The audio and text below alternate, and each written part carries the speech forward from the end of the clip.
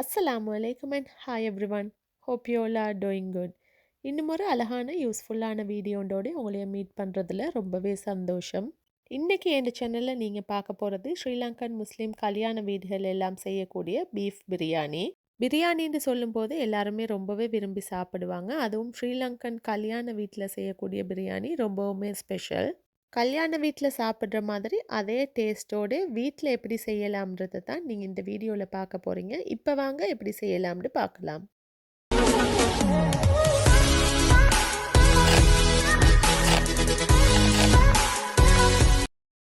இந்த பீஃப் பிரியாணியை செய்கிறதுக்கு நான் 1 கிலோ அண்ட் 200 கிராம்ஸில் பீஃப் வித் போன் எடுத்திருக்கிறேன்.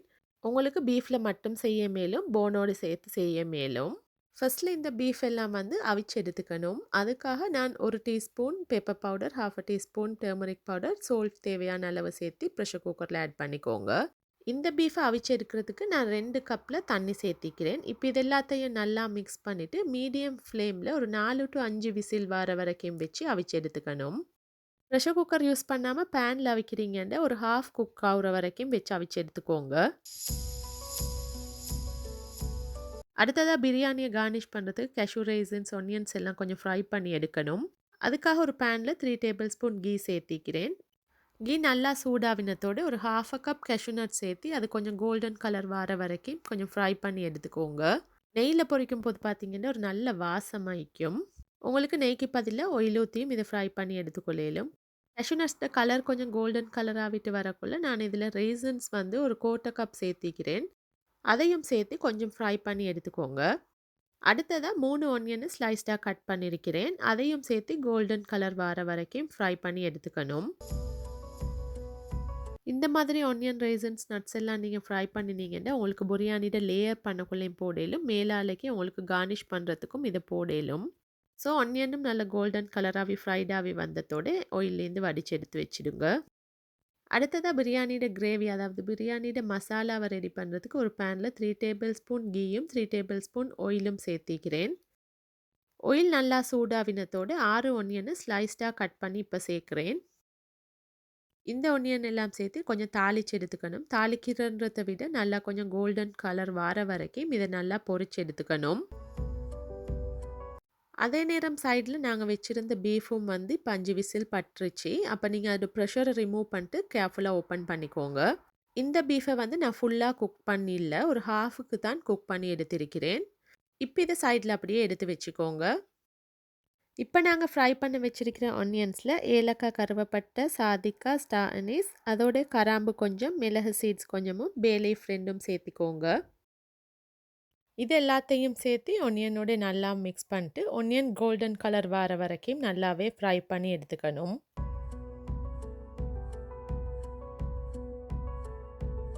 அடுத்தது பார்த்தீங்கன்னா நான் 1 கிலோ ரைஸ் எடுத்திருக்கிறேன், பாஸ்மதி ரைஸ். இது 1 கிலோ பீஃபுக்கு 1 கிலோ ரைஸ் எடுக்கணும்.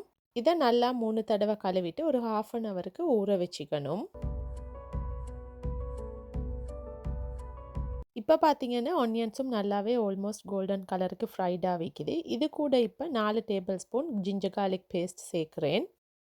ஜிஞ்சர் கார்லிக் பேஸ்ட் சேர்த்தினதுக்கு பிறகு அதையும் நல்லா மிக்ஸ் பண்ணிவிட்டு இதோட பச்சை வாசம் போயிட்டு கலர் கொஞ்சம் சேஞ்ச் ஆகுற வரைக்கும் இதையும் ஃப்ரை பண்ணிக்கோங்க. இது கூட நான் 8 க்ரீன் சில்லி சேர்த்திக்கிறேன். அது கூடவே ஒரு கைப்பிடி அளவுக்கு கொரியண்டர் லீவ்ஸும், அதில் ஹாஃபில் மாதிரி 1/2 கப்புக்கு நான் மின்ட் லீவ்ஸும் சேர்த்து இதையும் நல்லாவே மிக்ஸ் பண்ணிக்கோறேன். 4 மீடியம் சைஸில் உள்ள டொமேட்டோஸை ஸ்லைஸ்டாக கட் பண்ணி சேர்த்திக்கிறேன். டொமேட்டோஸ் நல்லா மசிஞ்சு வேகிற வரைக்கும் இதை வேக வச்சு எடுத்துக்கணும். லிட்டால் கவர் பண்ணி வச்சு இது நல்லா சாஃப்டாக குக்டாகிற வரைக்கும் வச்சுக்கோங்க. இப்போ பார்த்தீங்கன்னா டொமேட்டோஸ் நல்லா சாஃப்டாக குக்டாக வைக்குது. இப்போ இதுக்கு நான் 1 கப் பிளேன் யோகர்ட் இல்லாட்டி கர்ட் சேர்த்திக்கோங்க. இன்றைக்கி நான் யூஸ் பண்ணியிருக்கிற இன்க்ரீடியன்ஸ்ட அளவு எல்லாமே நான் டிஸ்கிரிப்ஷன்லேயும் தரேன், உங்களுக்கு செக் பண்ணி பார்த்துக்கலும். அடுத்ததாக இந்த பிரியாணிக்கு மசாலா பவுடராக turmeric powder, chilli powder, coriander powder, cumin பவுடரும் பெப்பர் பவுடர் கொஞ்சம் சேர்த்திக்கிறேன். அதோடைய 2 டீஸ்பூன் மல்லித்தூளும் தேவையான அளவு சால்ட்டும் சேர்த்து நல்லாவே மிக்ஸ் பண்ணிக்கோங்க. மசாலா எல்லாத்தையும் நல்லா மிக்ஸ் பண்ணிட்டு கொஞ்சம் கொதிக்க வச்சுக்கணும். அடுத்ததா பார்த்தீங்கன்னா, மீடியம் சைஸ்ல உள்ள 4 பொட்டேட்டோஸ கொஞ்சம் பெரிய அளவுல கட் பண்ணி இதில சேர்த்திக்கிறேன். பொட்டேட்டோவையும் நல்லாவே மசாலாவோட மிக்ஸ் பண்ணி விட்டுடுங்க. மசாலா எல்லாம் கொதிச்சுட்டு வர இந்த நேரத்தில நாங்க ஆல்ரெடி அவிச்சு வச்சிருந்த பீஃப் இதில சேர்த்து நல்லாவே மிக்ஸ் பண்ணிக்கோங்க. பீஃப் வந்து நாங்க ஃபுல்லா குக் பண்ணியிருக்கல. ஹாஃப் குக் தான் பண்ணியிருந்தோம். இது கூட 1 கப் இல்லாட்டி 1 1/2 கப் தண்ணி சேர்த்து இந்த பீஃபை இன்னும் ஒரு 20 மினிட்ஸ்க்கு குக் பண்ணி எடுத்துக்கணும். அந்த நேரத்தில் பீஃபும் நல்லா வெந்திருக்கும். அதோட பொட்டேட்டோவுக்கும் நல்லா மசாலா பிடிச்சி அதுவும் வெந்துடும். அடுத்த ஸ்டெப்பாக பார்த்தீங்கன்னா ஊற வச்சிருக்கிற அரிசியை குக் பண்ணி எடுத்துக்கணும். அதுக்காக ஒரு பேனில் தண்ணியை சூடு பண்ணிக்கோங்க. இந்த ரைஸை குக் பண்ணுறதுக்கு 1/2 டீஸ்பூன் கியூமின் சீட்ஸ், கராம்பு, ஏலக்காய் பட்டை, பே லீவ்ஸும் தேவையான அளவு சால்ட்டும் சேர்த்து மிக்ஸ் பண்ணிக்கோங்க. ரைஸை சேர்க்குறதுக்கு முன்னாடி தண்ணி 100%க்கு கொதிக்கணும். ஸோ லிட்டொண்டால் மூடி வச்சுடுங்க. இந்த நேரத்தில் பார்த்தீங்கன்னா இப்போ நாங்கள் வச்சுருந்த பீஃபும் குக்காகி அதில் உள்ள தண்ணியெல்லாம் வற்றி நல்லா திக்காக இருக்குது. பொட்டேட்டோஸும் வந்து ஆல்மோஸ்ட் இது குக்டாகிருச்சு. இப்போ இந்த மசாலாவில் நான் ஒரு லெமன் ஜூஸை சேர்க்குறேன். புளி போதாத மாதிரி இருந்துச்சுன்னு சொன்னாண்டா உங்களுக்கு லெமன் ஜூஸ் சேர்த்துக்கலும். ரைஸை குக் பண்ணுறதுக்கு வச்சுருந்த தண்ணி இப்போ நல்லாவே 100% பாயிலாக இருக்குது. இதில் நான் கொஞ்சம் மின்ட் லீவ்ஸும் ஆயிலும் சேர்க்க எளியாக மறந்துட்டேன். இப்போ அதை சேர்த்திக்கிறேன். ஊற வச்சுருந்த ரைஸில் உள்ள தண்ணி எல்லாத்தையும் வடிச்சிட்டு இப்போ பேனில் சேர்த்திக்கோங்க. இந்த நேரத்தில் கட்டாயமாக நீங்கள் சோல்ட்டை செக் பண்ணி பார்த்துட்டு இன்னும் போதாத மாதிரி இருந்துச்சுன்னா கொஞ்சம் சோல்ட் ஆட் பண்ணிக்கோங்க. பிரியாணிக்கான இந்த ரைஸை வந்து நான் 50%க்கு குக் பண்ணி எடுக்க போகிறேன். மீதம் வந்து தம்மில் போட்டதுமே அதோட குக்டாகிடும். ஸோ இப்போ பார்த்தீங்கன்னா இது ஒரு 50%க்கு நல்லா குக்டாக விற்கிது. ரைஸை பீஃப் கிரேவியோட தம்மில் போட்டதுக்கு போகிறோம் நல்லாவே அது வெந்துடும். அதே நேரம் நல்லா மசாலாவும் பிடிச்சி நல்ல மீட் வாசமும் இருக்கும். ஹாஃப் குக் பண்ணியிருக்கிற இந்த ரைஸை வடித்து எடுத்து வச்சுடுங்க. இப்போ பீஃப் பிரியாணியை லேயர் பண்ணிக்கிற டைம். நான் பீஃப் குக் பண்ணியிருந்த அந்த பேன்லேயே வந்து லேயர் பண்ணலை. செப்பரேட்டாக ஒரு பேனில் தான் லேயர் பண்ணிக்க போகிறேன். பேனில் ஃபஸ்ட்டுக்கு நான் கொஞ்சம் பீஃப் கிரேவி சேர்த்துட்டு அதுக்கு மேலால் ரைஸை கொஞ்சம் ஒரு லேயராக ஸ்ப்ரெட் பண்ணிக்கோறேன். பிரியாணி செய்யும் போது கட்டாயமாக கிரேவியும் சூடாக இருக்கணும். அதே நேரம் வந்து அரிசியும் வந்து வார்மாக இருக்கிற நேரத்துலையே நீங்கள் லேயர் பண்ணிக்கோங்க. ஃப்ளேமை குறைச்சி வச்சு அடுப்பில் வச்சுருந்தேன் உங்களுக்கு லேயர் பண்ணிக்க மேலும். ரைஸை ஒரு லேயரில் பண்ணிவிட்டு அதுக்கு மேலால் நான் பீஃபை போட்டிருக்கிறேன். அதுக்கு மேலாலேயும் பொரிச்சு வச்சுருந்த நட்ஸ், ரேசன்ஸ், அதோட onions, coriander leaves, mint leaves கொஞ்சம் போட்டிக்கிறேன். எகெயின் இந்த மாதிரி ரைஸையும் மீட்டையும் போட்டு லேயர் பண்ணிக்கோங்க.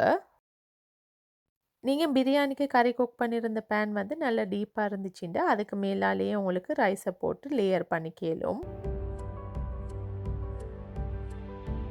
ஃபைனல் லேயரில் பார்த்தீங்கன்னா நான் கொஞ்சமாக ஆரஞ்சு ஃபுட் கலரிங் சேர்க்குறேன். இது ஆப்ஷனல் தான். உங்கள்கிட்ட எல்லோ ஃபுட் கலரிங் இருந்தால் அது கூட உங்களை சேர்த்துக்கலும். அது கூடவே சின்னதாக சாப் பண்ண மின்ட் லீவ்ஸ், கொரியாண்டர் லீவ்ஸையும் பொரிச்சு வச்சிருக்கிற ஆனியன், ரேசன்ஸ், கேஷ்யூ நட்ஸை போட்டிக்கிறேன். கடைசியாக தம்மில் போடுறதுக்கு முன்னாடி 3 டேபிள் ஸ்பூன் கீ இதில் சேர்த்திக்கிறேன். அது கூடவே பார்த்தீங்கன்னா கடைசியாக நான் வந்து 1½ டீஸ்பூன் ரோஸ் வாட்டர் ஆட் பண்ணுறேன். இந்த மாதிரி சேர்க்கும் போது பார்த்தீங்கன்னா பிரியாணிக்கு ஒரு நல்ல வாசமும் நல்ல ஃப்ளேவரும் கிடைக்கும். மெயினாக வந்து ஸ்ரீலங்கன் கல்யாண வீட்டு பிரியாணியில் இது தான் ஸ்பெஷலாக இருக்கும். ஆவி எதுவும் வெளியே போகாத மாதிரி நல்லா டைட்டாக கவர் பண்ணிக்கோங்க. நான் டின் ஃபாயிலால் கவர் பண்ணி இது ஒரு 20 to 30 மினிட்ஸ்க்கு தம்மில் போட்டு எடுக்கிறேன். ஸோ அவ்வளவு தான் 30 மினிட்ஸுக்கு தம்மில் போட்டிருந்த பிரியாணி இப்போ ரெடி.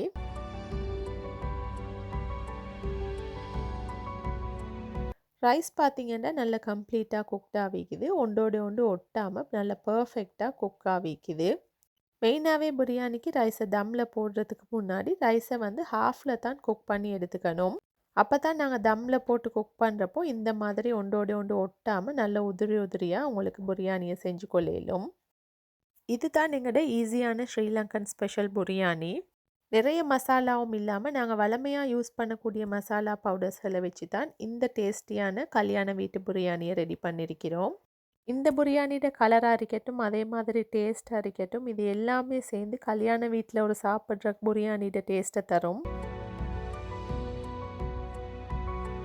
உங்களோட வீட்டில் உள்ள எல்லாருக்குமே இந்த பிரியாணி ரொம்பவே பிடிக்கும். கட்டாயம் நீங்களும் இந்த பிரியாணியை ட்ரை பண்ணி பாருங்கள். ட்ரை பண்ணி பார்த்துட்டு உங்களோட ஃபீட்பேக்கை கட்டாயம் கமெண்ட்டில் ஷேர் பண்ணுங்கள். இந்த வீடியோ உங்களுக்கு பிடிச்சிருந்தா மறக்காம உங்களோட ஃப்ரெண்ட்ஸ் அண்ட் ஃபேமிலிஸ் கூட ஷேர் பண்ணிக்கோங்க. இதே போல இன்னும் ஒரு அழகான யூஸ்ஃபுல்லான வீடியோண்டோட உங்களைய மீட் பண்றேன். Until then, thanks for watching.